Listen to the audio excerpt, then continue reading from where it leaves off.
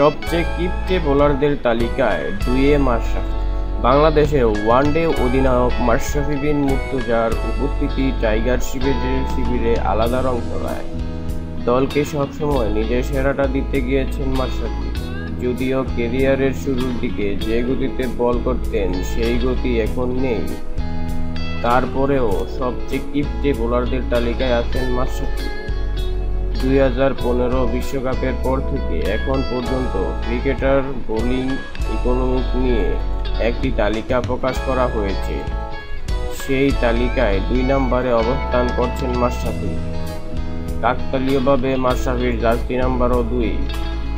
কমপক্ষে 25টি ম্যাচ ও 150 over bowling করা বোলারদের মধ্যে এই তালিকা করা হয়।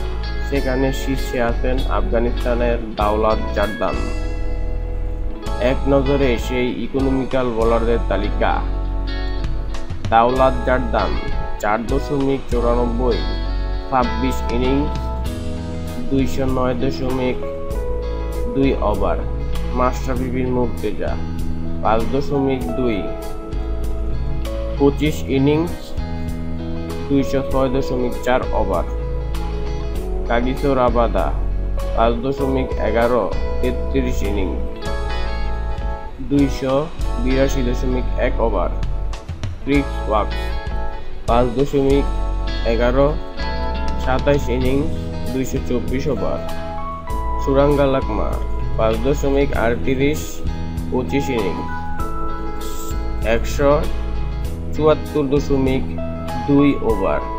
অন্যদিকে বিশ্বকাপের পর সেরা উইকেট প্রাপ্তির গড় বোলারদের আলাদা একটা তালিকা করা হয়। সেখানে 3-এ আছেন বাংলাদেশের ওয়ানডে অধিনায়ক Dawlat জারদান 23.52, Kagiso Rabada 25.29, Mashrafe bin Murtaza 27.34, Suranga Lakma 28.45, Chris walks 30.55।